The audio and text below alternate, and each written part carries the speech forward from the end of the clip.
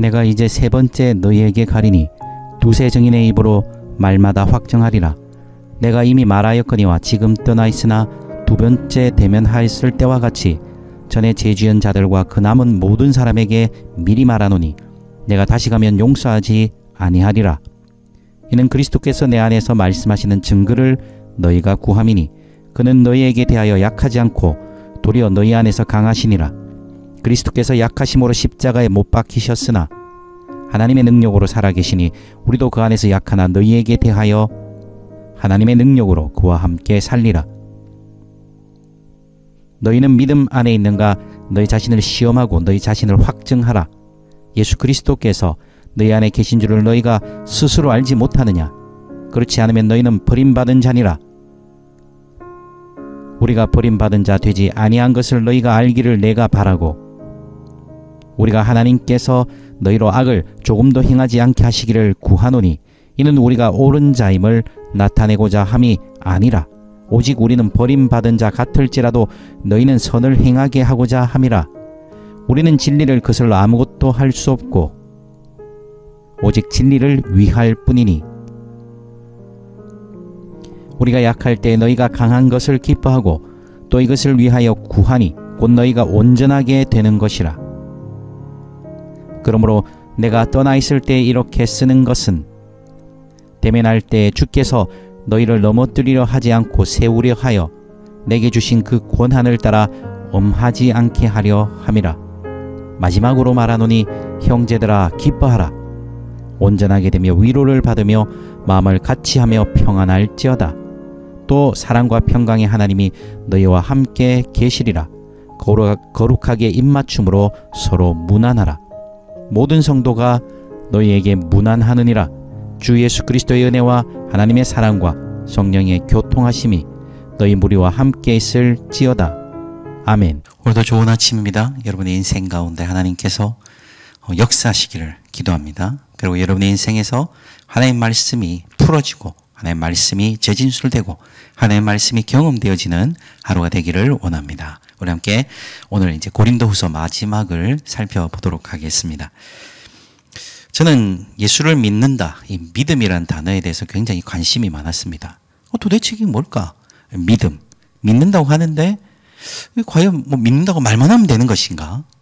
그러니까 우리가 속으로 그냥 동의만 하면 되는 것인가? 여러 가지 생각들이 많았는데 요즘 들어서 제 마음속에 드는 생각은 예수를 믿는다는 것은 동의나 고백보다 더 중요한 의미가 있다. 충성과 신뢰다라는 생각입니다.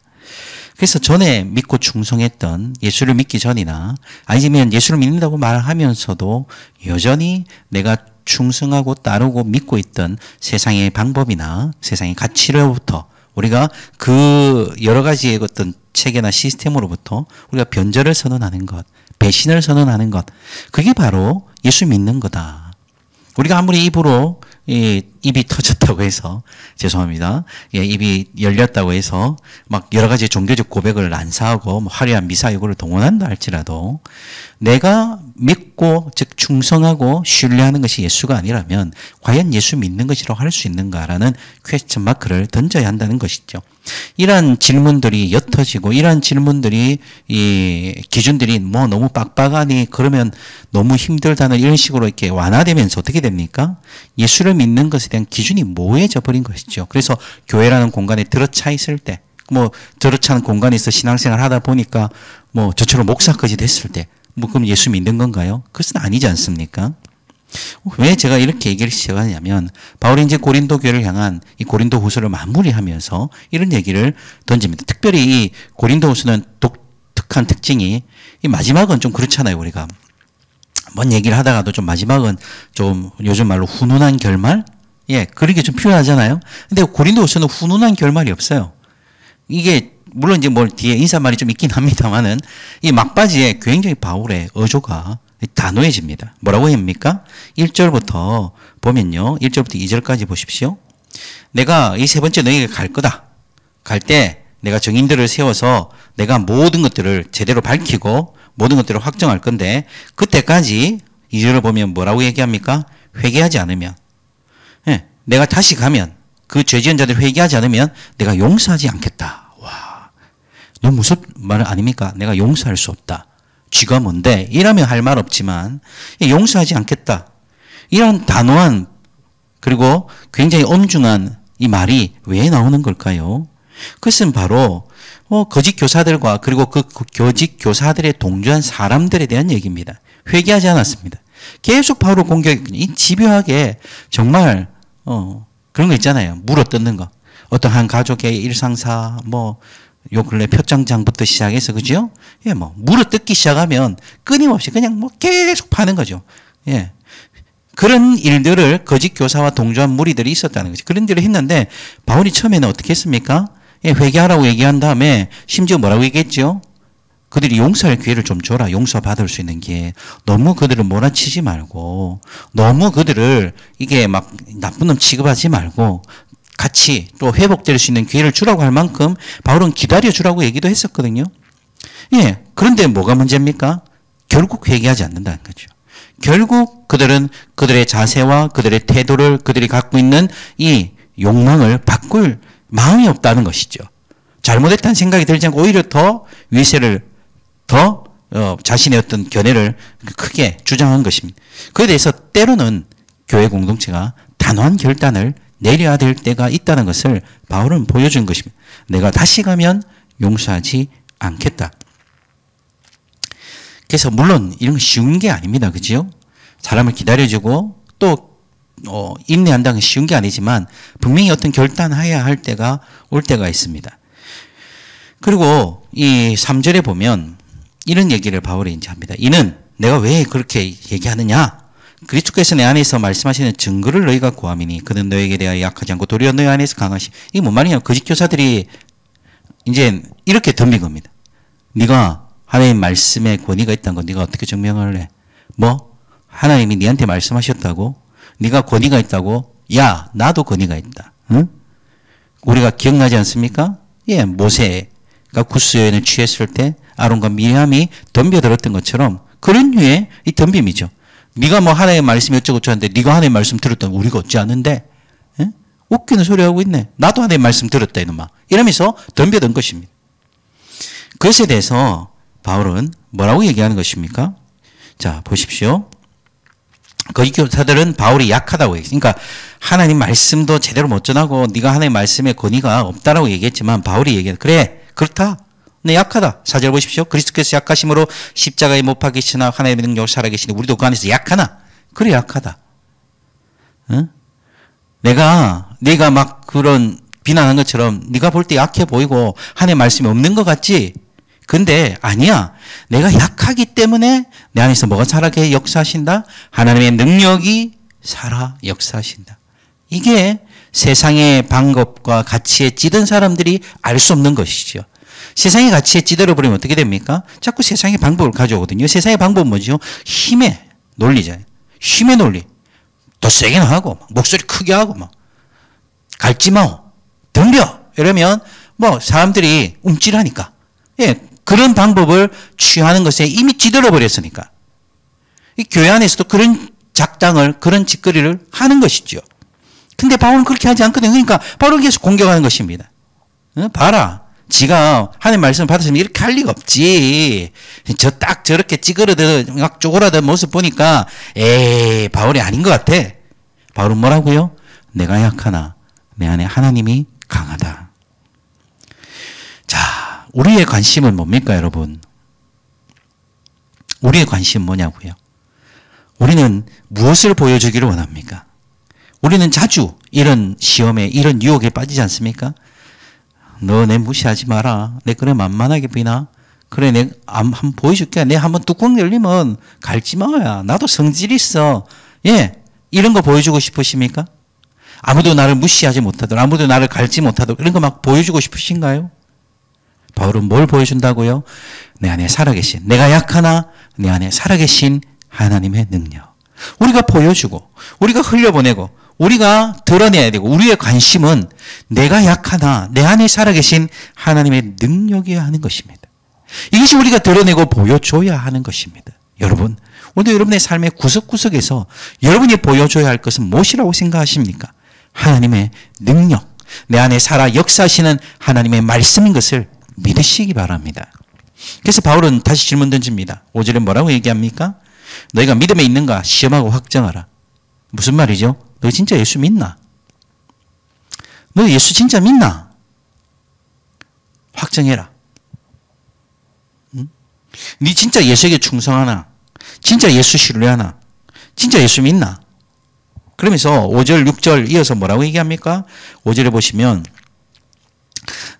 예수 그리스도께서 너희 안에 계신 줄, 즉 하나님의 능력만을 의지하고 하나님의 능력에 모든 것을 걸고 살아가지 않는다면, 응? 너희가 그것을 모른다면 버림받은 자다. 이게 참 무서운 말씀이죠. 버림받은 자다. 뭐가 버림받은 자예요? 어떤 사람이 버림받은 자예요? 예, 우리 안에 계신 예수를 잃어버린 거죠. 내가 약하나 내 안에 계신 하나님의 능력을 드러내는 것, 내 안에 계신 그리스도가 나를 통해 역사하신 것을 잃어버린 자들, 버림받은 자 아니냐? 그래서 6절에 뭐라고 얘기합니까? 우리가 버림받은 자가 아니다. 우리는 약하다.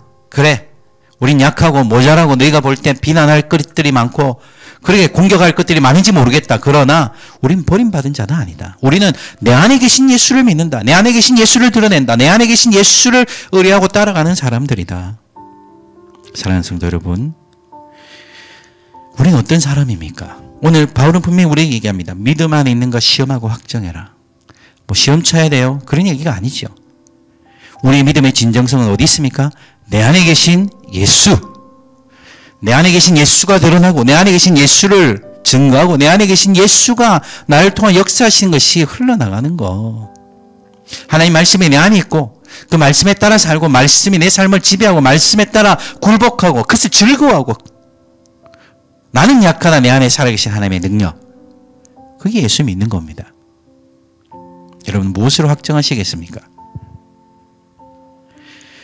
그러면서 이제 바울은 고린도 교회에게 무엇을 구합니다. 7절부터 10절까지인데요. 핵심은 그거죠. 9절에 있는 너희가 온전하게 되는 것이다.